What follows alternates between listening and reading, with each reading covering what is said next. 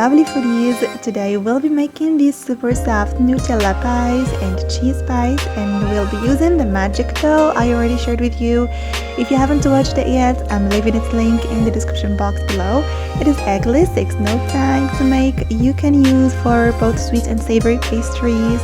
We have made cinnamon rolls, almond cream pies, and the ones I'm sharing today are without oven, cooked in a pan with some butter, and they turn out amazingly soft and very delicious.